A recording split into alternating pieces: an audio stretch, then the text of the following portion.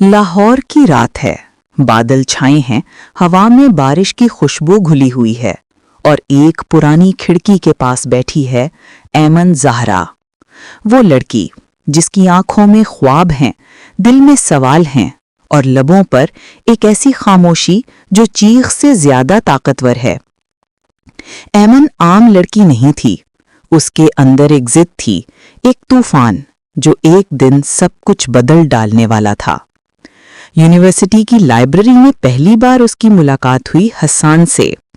हसान एक नौजवान सहाफी, आंखों में आग, सवालों की आग। क्या आप ये किताब ले रही हैं? ये हसान की पहली हिचकिचाती आवाज थी।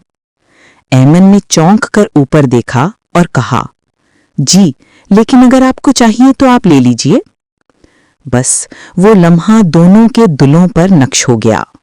आहिस्ता आहिस्ता बातें बढ़ीं, कभी किताबों पर, कभी ख्वाबों पर और कभी उन जंजीरों पर जो ऐमन को कैद किए हुए थीं। लेकिन इस मोहब्बत की राह आसान न थी। ऐमन का भाई जाहिद, सख्तगीर, काबू पाने वाला। ऐमन, ये ख्वाब देखना बंद करो, पढ़ाई खत्म, आजादी खत्म, तुम्हें वही करना होगा जो हम कहेंगे। ऐमन ने उस लम्हे कोई जवाब न दिया, सिर्फ आंखों से देखा। वो आंखें खामोश थीं, मगर उनमें पहाड़ हिलाने वाली जिद छुपी हुई थी।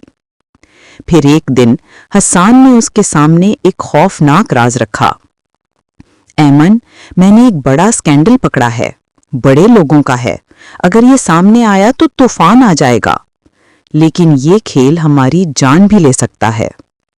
लम्हा भर की खामोशी के बाद ऐमन ने धीरे से कहा, हसान, ये जंग सिर्फ तुम्हारी नहीं, ये मेरी भी है। अगर मैं पीछे हटी तो मेरी सारी खामोश बगावत बेमानी हो जाएगी। ये अल्फाज हसान के लिए मोहब्बत से बढ़कर थे। ये ऐलान था कि अब ऐमन महज एक लड़की नहीं रही, वो एक बगावत है। चंद हफ्तों बाद स्कैंडल दुनिया के सामने आया। जमीन हिल गई, बड़े बड़े नाम बेनकाब हो गए, धमकियां आईं, दुश्मनियां बढ़ीं।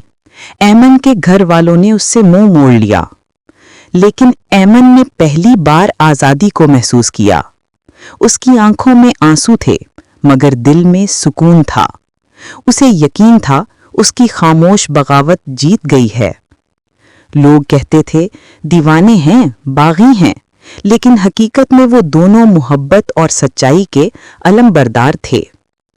ऐमन ने साबित कर दिया कि औरत कमजोर नहीं, मोहब्बत गुलाम नहीं बनाती, मोहब्बत ताकत देती है।